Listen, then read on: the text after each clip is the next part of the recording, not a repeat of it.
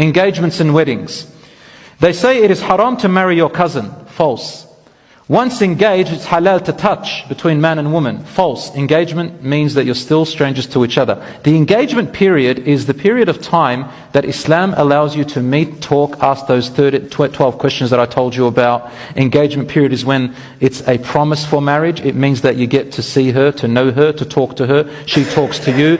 Best off within supervision. Best is at her house. If not, you can do it in public. It's better to have a chaperone. If you can't do that, some people have converted to Islam. They don't have any family members, but it's okay. Even a non-Muslim brother, non-Muslim cousin, non-Muslim father can be along with them. If you have absolutely nobody else, you can be in a public place. So long as you are safe from any fitna between each other and you talk what is necessary. Can you talk on the phone? Yes. Can you text each other? Yes. Can you talk on social media? Yes. There's no haram to it, brothers and sisters. I don't want anybody to come up and say, no, and try to be a super Muslim. It is not haram so long as you stick within the boundaries of respect and halal. And I advise everyone to let your parents know within your ability, especially if you are very young, you're 18, 19, 20, 25, and you haven't had experience in relationships or marriage before. As for older people, it's a bit more flexible because they do know about relationships better, they can control themselves better.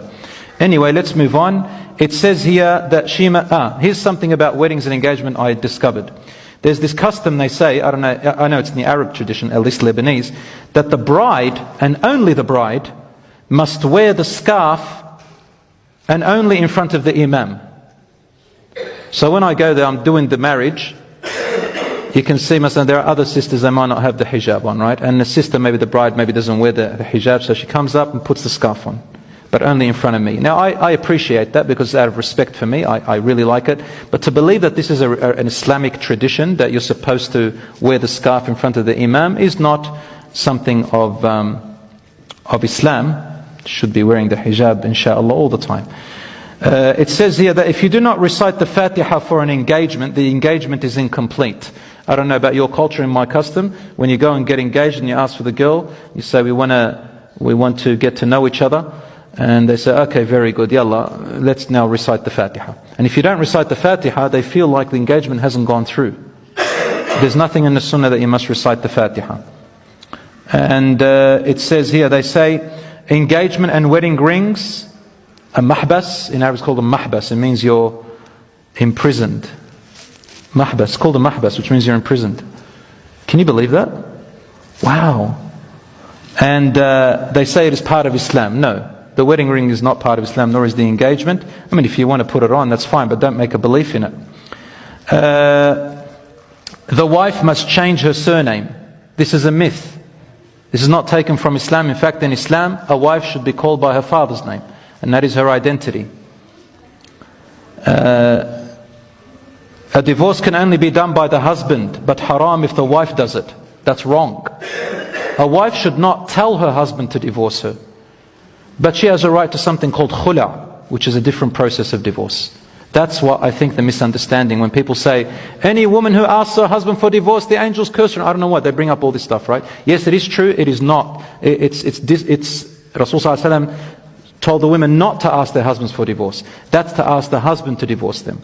But for a wife, if she's not happy in the marriage and there is, it's gotten toxic and she wants out because she can't fulfill her duties anymore, she can go for something called khula, which is a different type of divorce with different conditions. There is always a way out if things get really nasty. So, that's what Allah subhanahu wa ta'ala said. Also, it says here, the father can refuse even under unreasonable circumstances to marry his daughter off. This is also false. Unreasonable circumstances, the next wali is her grandfather. After her grandfather comes her son, if she has a son. If her son is not there, it's her brother. If it's not her brother, then it's her uncle. If it's not her uncle, then it's another member related to her father. And if nobody wants to do it, then the imam becomes her wali. Or she can choose one. So there's always, inshallah, halal, we make it easy so the haram can become difficult. It also here says, the son must get his parents' approval. In Islam, the son does not need his parents' approval for marriage. Of course, it's better to have their blessings and be around. And parents should not make it difficult. If his mother asks him to live with her, he must. Otherwise, he is sinful. Wrong. When Allah subhanahu wa ta'ala says be good to your parents, He didn't say obey them in everything. He said don't obey anybody if it means disobedience to Allah. And it's haram for parents to oppress their children and tell them, I will use the verse again. It's like some of them don't know any other verse. وَقَضَى رَبُّكَ أَلَّا تَعْبُدُوا إِلَّا إِيَّاهُ وَبِالْوَالِدَيْنِ إِحْسَانًا. Your Lord has told you not to worship other than Him and to be good to your parents. Some people change the word to be good to them to and obey. Yes, obey, but not in the things that they have no right to be obeyed in. Your wife, for example, has a right. Your children have a right. Put everyone in their right places. Brothers and sisters, myth number, I don't know what number it is. Hijab means only covering the hair with a scarf. A lot of our sisters have now, I've seen this trend come up, where they only think that hijab or covering yourself means just the hair. The body is more important than the hair, do you believe it or not? And Allah subhanahu wa ta'ala says in the Quran, وَلْيُدْنِينَ عَلَيْهِنَّ مِنْ جَلَابِيبِهِنَّ. Their outer garment which they cover their clothes with. So whatever she's wearing, there's an outer garment. And that outer garment, so long, even it can be a long top and a long skirt, it's not a problem, but to draw her over them, meaning to cover herself. So the body is more important than even the hair. Myth number 15, parents or children believe that the dua of a parent is accepted when they make oppressive du'as against their children, or haram du'as against their children, or believing that any dua we make will definitely occur, even if we are oppressive or if we make dua for haram or cutting off ties. For example, some people say, may God never guide you. You're not allowed to make that dua. Only Allah chooses who He guides and who deserves it. You have no right to play God. Or they say, may God disunite you from your family. You are not allowed. Rasulullah ﷺ said, Allah will accept the dua so long as it's not about haram or cutting off of ties. May you become an addict to alcohol and drugs. You're not allowed to make such dua. This is haram. Especially the parents. I had some children say, my mother or my father made this dua, if I marry this person, will Allah subhanahu wa ta'ala curse me? I was saying, so long as you haven't done anything wrong to oppress your parents, that's an oppressive dua.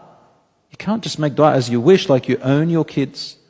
And vice versa towards anyone else. Last few myths. That a child must obey their parents in everything and anything, and the parent claiming their children will be cursed if they do not. That is not true. But obey your parents in their rights and where you can, but if it's something haram, you don't. Myth number 17, that a Muslim can cheat a kafir and judge that he is going to hell, and to say you are cursed, or to be harsh and tough against him or her. Only the one who is at war with you is the one that you can be harsh towards. As for everyone else, your neighbor and non-Muslims, and you're not the one who is so long as the one who is at peace with you. You cannot point to a specific disbeliever and say, that guy over there, that Paul over there is going to hellfire. That Vanessa there is going to hellfire. No, you can't say that. They might convert to Islam, they might revert. And you can't point your finger to say, that Muhammad over there, Wallah, is going to Jannah. How do you know? Only Allah decides that. You make dua that they go to Jannah. So this is also a myth in Islam.